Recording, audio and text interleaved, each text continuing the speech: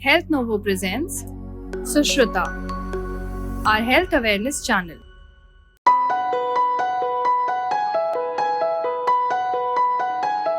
नमस्ते, मैं हूं डॉक्टर निहार पारेख और आज मेरे साथ है डॉक्टर दीपक गर्ग, एक जाने माने बच्चों के आंख के स्पेशलिस्ट। ये आज हमारे साथ थोड़े प्रश्नों के आंसर देंगे जो हमें अपने बच्चों की आंखों का ध्यान कैसे रखना है उसके बारे में बताएंगे। तो आज हम बात करेंगे नवजात शिशु की आंखों के बारे में। जब एक नवजात शिशु पहली बार अपने माँ और बाप के साथ हमारे क्लिनिक पे आता है तो 1000 प्रश्न रहते हैं उसकी त्वचा के बारे में, फीडिंग के बारे में, उसके वजन के बारे में, लेकिन कभी भी कोई पेरेंट्स बच्चों की आंखों के बारे में बात नहीं करते, क्योंकि ये हमेशा एक फॉर ग्रांटेड ले लेते हैं कि आंख तो नॉर्मल ही रहती है। लेकिन ये ठीक नहीं है, ये सही नहीं है। एक नवजात शिशु की आई चेक कराना भी बहुत ही इंपॉर्टेंट है। आज डॉक्टर दीपक गर्ग हमें इसके बारे में बताएंगे।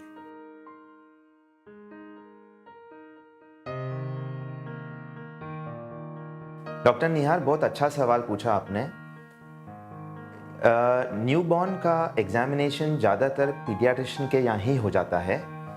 पीडियाट्रिशियंस एक टॉर्च जैसा इंस्ट्रूमेंट यूज़ करते हैं और वो टॉर्च इंस्ट्रूमेंट से उन्हें आइडिया लग जाता है कि आँख में कोई मेजर प्रॉब्लम तो नहीं है।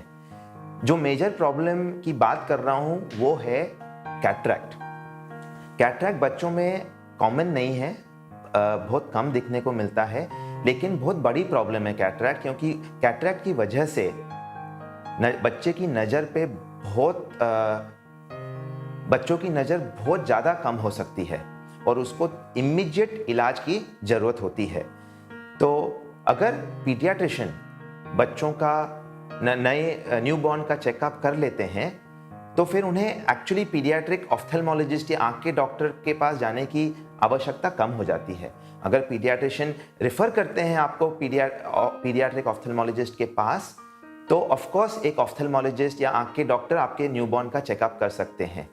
तो न्यूबॉर्न का चेकअप होना, आँख का चेकअप होना बहुत ज़्यादा ज़रूरी है और वो हमेशा होना चाहिए।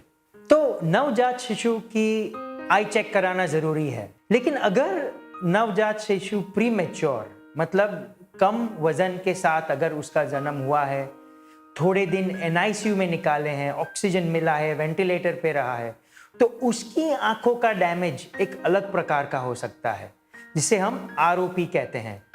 डॉक्टर दीपक, ये आरओपी क्या है, क्यों होता है और इसकी ट्रीटमेंट क्या है? Doctor Nihar, ROP retinopathy of prematurity होता है। नॉर्मली जो रेटिना होता है आंखों में वो लास्ट मंथ या 9वें महीने में उसका पूरा डेवलपमेंट कंप्लीट होता है। अगर बच्चा 9 महीने के पहले अब दुनिया में आता है तो वो जो डेवलपमेंट लास्ट मंथ में होना चाहिए था वो इनकम्प्लीट या हुआ हुआ नहीं होता है। ये कंडीशन में पर्दा या रेटिना जो हम जिससे हम रेटिना बोलते हैं वो रेटिना डैमेज हो सकता है और इस कारण एक प्रीमैच्योर बच्चे का आंख का एग्जामिनेशन एक रेटिना स्पेशलिस्ट से करवाना बहुत ज़्यादा ज़रूरी है। रेटिनोपैथी ऑफ प्रीमैच्योरिटी का इलाज अगर नहीं होए तो बच्चा हमेशा के लिए अपनी नज़र गंवा सकता है। लेकिन अगर रेटिनोपैथी ऑफ प्रीमैच्योरिटी का इलाज टाइम से होए तो बच्चा नॉर्मल ज़िंदगी निकाल सकता है नॉर्मल नज़र के साथ। अगर रेटिनोपैथी ऑफ प्रीमैच्योरिटी डॉक्टर को मिलता है तो कभी कभी डॉक्टर इलाज नहीं करते हैं और खाली फॉलोअप करते हैं। हर 1 हफ्ते 2 हफ्ते में बुलाते हैं जब तक रेटिना अपने आप ठीक हो जावे। कभी कभी डॉक्टर को आंख में लेज़र करना पड़ता है और बहुत कम बार सर्जरी की ज़रूरत पड़ सकती है। सबसे ज़्यादा ज़रूरी चीज़ याद रखने की ये है कि अगर प्रीमैच्योर बच्चा होवे तो आँख का चेकअप पहले 3 या 4 हफ्ते में बहुत ज़्यादा ज़रूरी है और उस चेकअप की वजह से बच्चे की नज़र नॉर्मल हो सकती है।